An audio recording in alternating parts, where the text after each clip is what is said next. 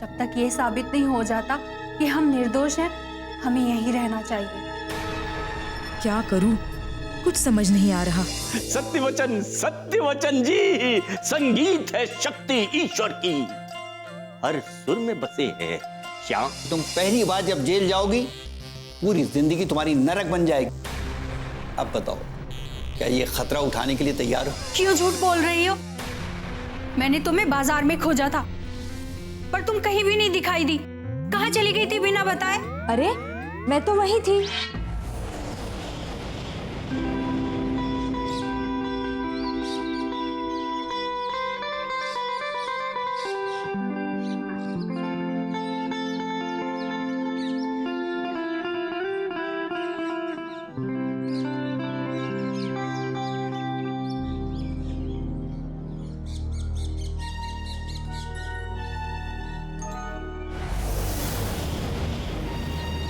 मुझे देखकर घबराने की जरूरत नहीं है संगतराश। वैसे तुम्हें देखकर एक शेर याद आ रहा है, अर्ज करता हूं। यूं ना घबरा संगतराश, अपनी ही दहलीज पर मान का मान रख, नहीं तो अपना अपमान झेल नहीं पाएगा। ये क्या कह रहे हैं आप? अभी तो मैंने कुछ कहा ही कहा, और बेहतर होगा कि मेरे कुछ कहने से पहले तुम मेरा काम कर दो। संतराश जी, हम लोग आपके पास इसलिए आए ताकि हमें उस इंसान का पता लग सके जिसने मेरे घर में घुसकर मुझ पर हमला किया था। और इसीलिए हम चाहते हैं कि तुम जल्द से जल्द उस इंसान का स्केच पेपर पे उतार दो, ताकि हम उसे जल्द से जल्द पकड़ सकें। क्योंकि हम इसमें जितनी देरी करेंगे वो इंसान उतना ही सतर्क होता जाएगा, और हम पुलिस वालों की मुश्किलें और बढ़ती चली जाएंगी। वो देखने में कैसा था? दिखने में वो थोड़ा अजीब था। आइए मैं आपको बताती हूँ कि वो कैसा दिखता था।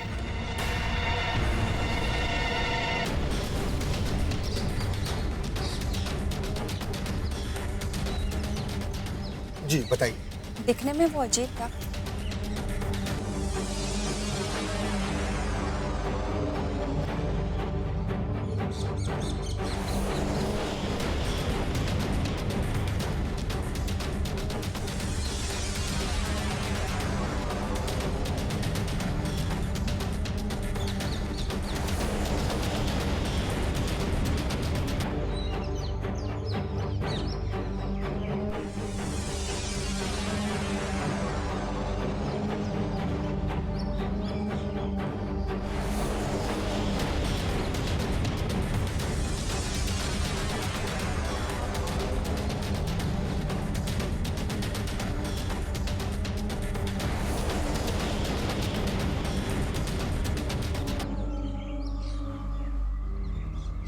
देखिएगा विक्टोरिया जी, कहीं ऐसा ना हो कि कल के ही तरह ये महानुभाव आज भी आपकी तस्वीर ना उतार दें, क्योंकि ये कब और क्या करते हैं कोई कह नहीं सकता। इन लोगों का कोई भरोसा नहीं है।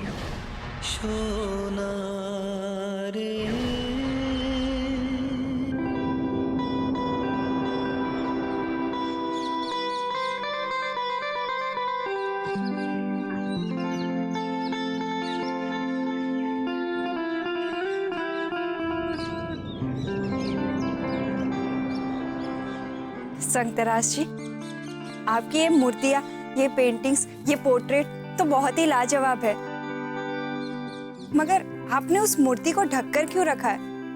क्या वो अधूरी है? इसे मैंने नहीं बनाया। आपने नहीं बनाई तो फिर किसने बनाई?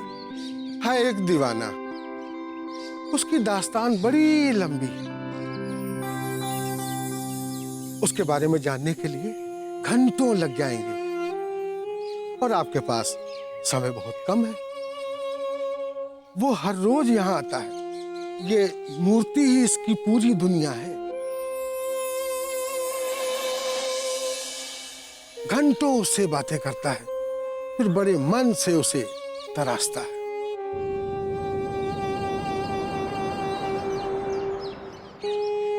कौन है वो जो इतनी शिद्दत से काम करता है, जिसकी दुनिया इस मूर्ति के इर्द गिर्द समाई हुई है? अब तो मैं बहुत उत्सुक हूँ इस मूर्ति को देखने के लिए और उस मूर्तिकार को भी। कभी कभी मैंने उसे इस मूर्ति से बातें करते हुए सुना है। वो कहता है कि तुम बोलती क्यों नहीं? काश तुम में जान पड़ जाए तो मैं अपने दिल की बात बताता, समझाता तुम्हें कि मैं कितना मजबूर था। मैं कभी भी तुम्हें छोड़कर जाना नहीं चाहता था।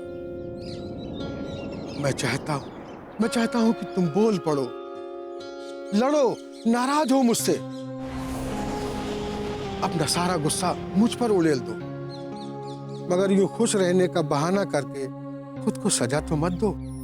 मैं जानता हूं तुम खुद को यहाँ वहां के कामों में उलझाकर मेरी यादों को धुंधला करना चाहती हो, मगर तुम अपने दिल पर हाथ रखकर सच सच कहो, क्या तुम मुझे यूं भुला सकती हो? संतराज जी, अगर आप बुरा ना माने तो मैं इस मूर्ति को देख सकती हूँ? ये उसकी बनाई सबसे बेहतरीन मूर्तियों में से एक है।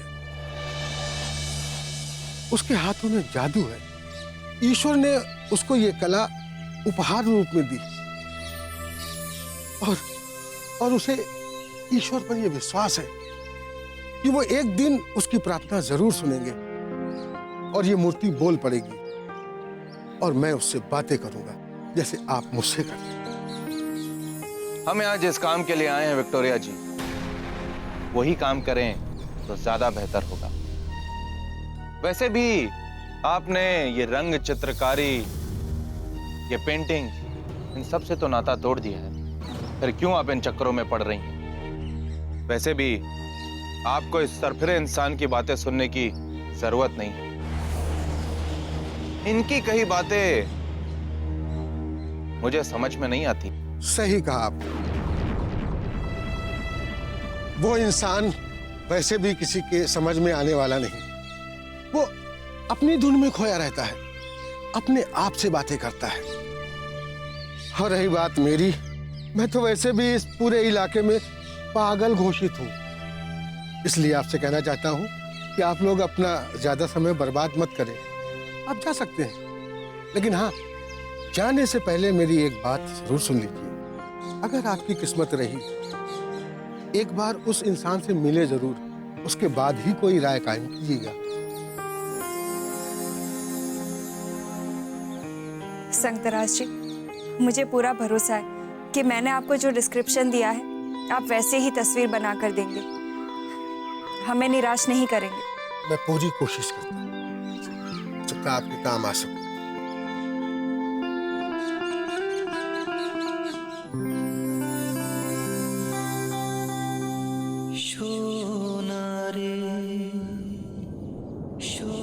मैं जानती हूँ कि तुम कहीं मेरे आसपास ही हो। मैं जानती हूँ कि तुम जिंदा हो और अब भी मैं तुम्हारी नजरों में हूँ। तुम मुझे कभी अपनी नजरों से दूर नहीं रख सकते।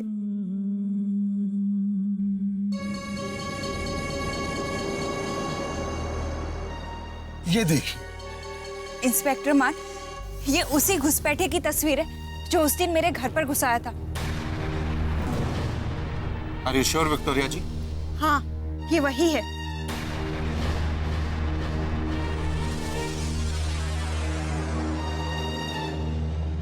ये लीजिए, शायद मेरी स्केच आपके कुछ काम आ जाए।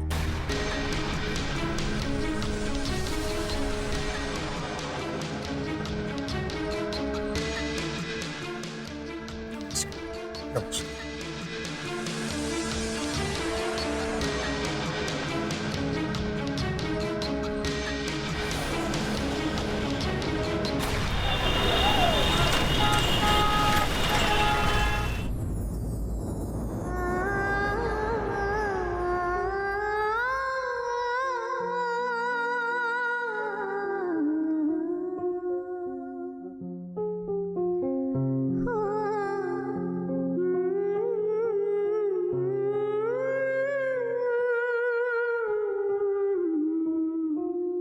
आखिर ये कैसे हो सकता है?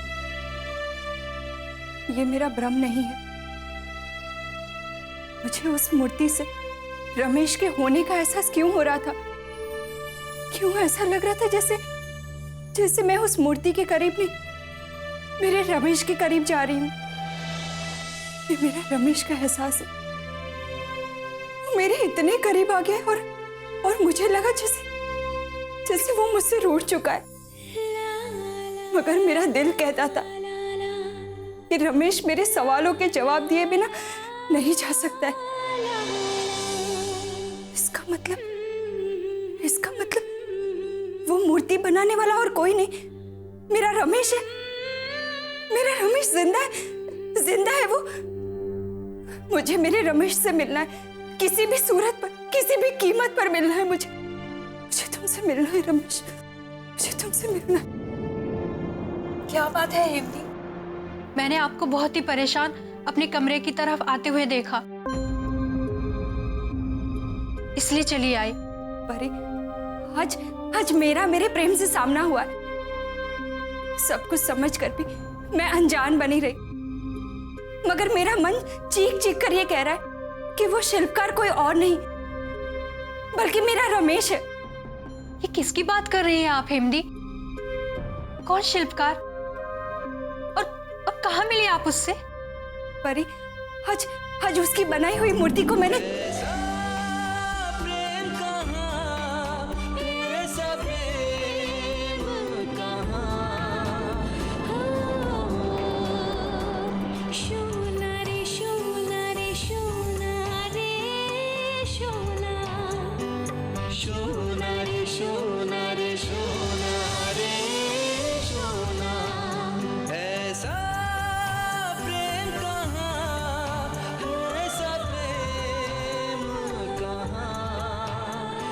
हेमदी, आप जो बता रही हैं उस पर कोई यकीन नहीं करेगा।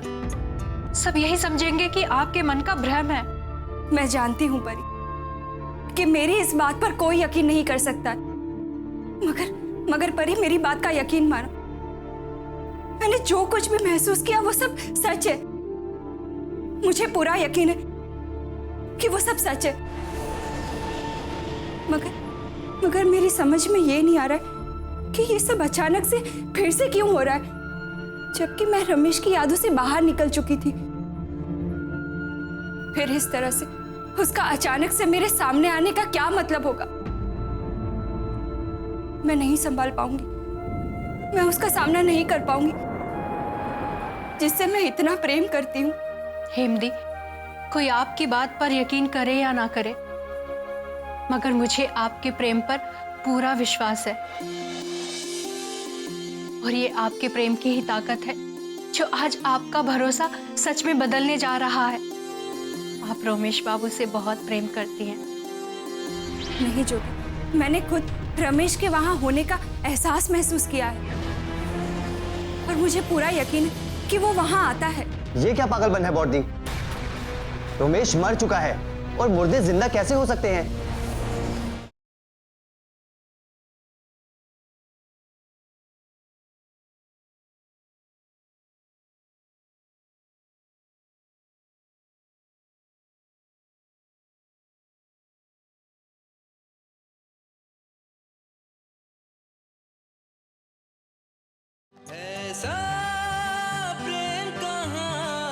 आपका भरोसा सच में बदलने जा रहा है।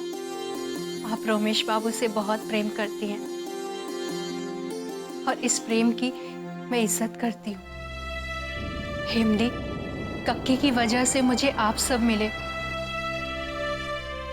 अनाथ होते हुए भी सारे रिश्ते मिले मुझे, मगर उन रिश्तों को निभाने की सीख मुझे आपसे मिली है। जिस तरह से दिन रात होते हैं, धूप छांव होती है, उस तरह से रिश्तों में भी कभी प्रेम तो कभी तकरार होती है। ये बात मैंने आपसे सीखी है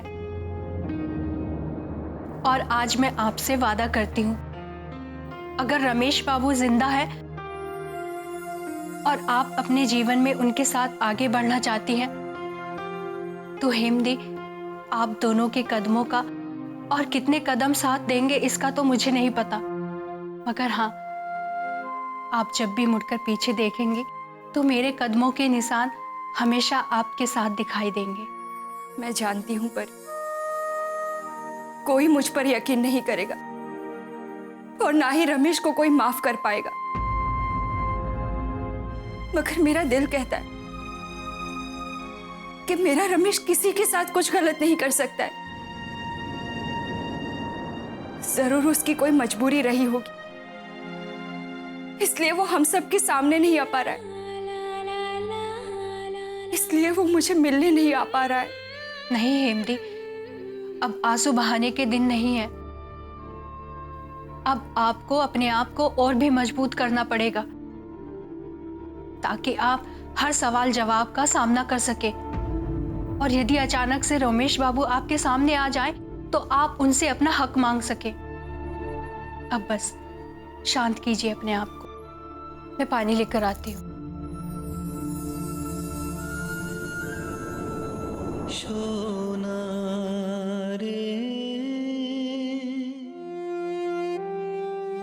बॉडी, तुम कब आई? वो उस संतराज से कुछ मदद मिली कि नहीं? क्या हुआ बॉडी, तुम्हारी आंखें क्यों गीली हैं? नहीं तो ऐसी कोई बात नहीं। बॉडी, तुम अपने आंसू मुझसे छुपा सकती हो, मगर अपना गम कैसे छुपाओगी? क्या इंस्पेक्टर मान ने तुमसे कुछ कहा? नहीं, जोगिन मेरी बात का यकीन नहीं करेगा। मुझे जोगिन को कुछ नहीं बताना चाहिए, मगर आज नहीं तो कल जब इसे ये बात पता चलेगी कि रमेश जिंदा है और ये बात मुझे पता थी, तो इसे बहुत दुख पहुंचेगा। नहीं, मुझे इसे अभी ही बता देना चाहिए। जोगिन, बात कुछ ऐसी है, मगर तुम मेरी बात का यकीन नहीं करोगे।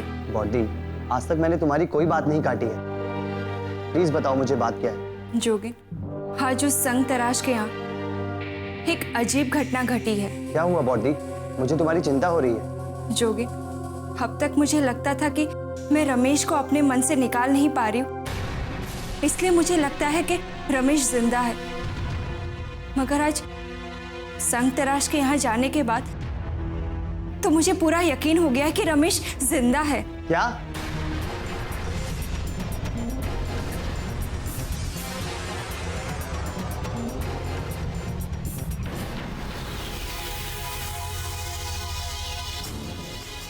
मेरे कान में भी अभी सुरसुरी होनी थी। पता तो चले ये भाई बहन क्या खिचड़ी पका रहे हैं। बॉडी, ये तुम कैसी बातें कर रही हो? होशो हवास में तो हो। जोगिन, मुझे कोई धोखा नहीं हुआ है, मैं अपने होशो हवास में ये बात कह रही हूँ।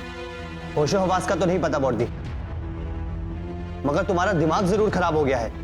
नहीं जोगिन, मैंने खुद रमेश के वहां होने का एहसास महसूस किया है और मुझे पूरा यकीन है कि वो वहां आता है। ये क्या पागलपन है बॉडी? रमेश मर चुका है और मुर्दे जिंदा कैसे हो सकते हैं? जोगिन, आज के बाद कभी मत कहना कि रमेश मर चुका है। वो जिंदा है, समझे तुम? मुझे लगता है तुम पागल हो गई हो। आखिर ऐसी क्या बात है? वो तुम्हारे साथ ऐसा क्या करके गया है जो तुम उसकी यादों से बाहर ही नहीं आ रही हो? उसने तुम्हारा दिमाग खराब करके रखा है और उसकी वजह से तुमने हम सबका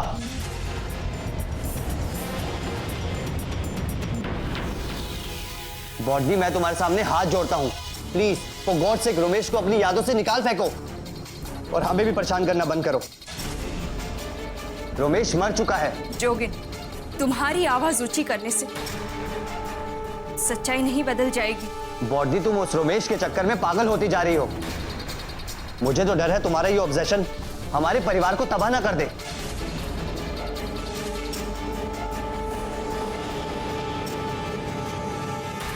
अरे आप तो हेम के काका हैं, मगर आपको तो उसकी रत्ती भर भी चिंता नहीं है ना? और क्यों होगी? वो कौन सी आपकी सगी बेटी है? मुंह बंद रखो दुर्गेश्वरी।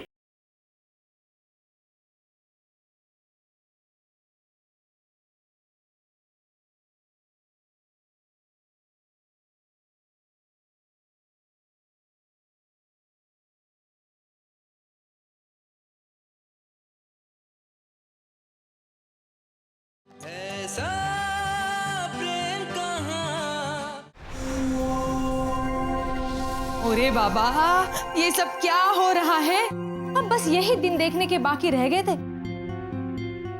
हमारी हेम की जिंदगी पर ही सारे ग्रह भारी पड़े हैं। दुर्गेश्वरी, क्यों शोर मचा रही हो? हाँ, आज आपको मेरा शोर बर्दाश्त नहीं हो रहा है ना? मगर जब सारी दुनिया बात करेगी ना, तब आप मुझसे बात करना। अरे आप तो हेम के काका हैं, मगर आपको तो उसकी रत्ती भर भी चिंता नहीं है ना? और क्यों होगी? वो कौन सी आपकी सगी बेटी है? मुंह बंद रखो दुर्गेश्वरी। जो मुंह में आता है बकती चली जाती हो। एक बात कान खोल के सुन लो दुर्गेश्वरी, अगर मेरे भी अपने बच्चे होते ना, तो हेम और जोगिन उनसे बढ़कर होते मेरे लिए।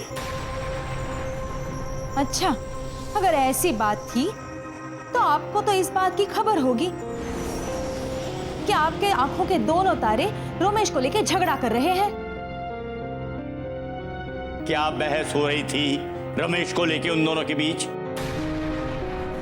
अब मुझे तो किसी की बातें कान लगाकर सुनने की आदत थोड़ी ना है, मगर मैं जब हेम के कमरे के सामने से गुजर रही थी तो हेम रमेश को घर लाने की बात कर रही थी शायद, और जोगिन इस बात को लेकर बहुत नाराज था। हे भगवान, अरे तूने क्या सारे पागल मेरे घर ही भेज दिए हैं या भेजने का फैसला ले लिया है? अरे ये क्या अनाप शनाप बोले चली जा रही है। बचा ले मुझे। दुर्गेश्वरी, आज तुम्हें कोई काम नहीं मिला जो आज नया नाटक शुरू कर दिया तुमने? जानती थी मैं कि आपको मेरी बात पर बिल्कुल यकीन नहीं होगा। अगर ऐसा है तो आप ही उन दोनों को बुलाकर पूछ क्यों नहीं लेते? मेरा क्या है, मैं तो भले के लिए बोल रही हूँ। अरे अनिरुद्ध बाबू, जरा बात को समझने की कोशिश कीजिए। हेम के दिमाग पर अभी भी उस रमेश का ही भूत सवार है, और अब उसके दिमाग से रमेश की छवि हटानी है तो उसका एक ही उपाय है, हेम की शादी।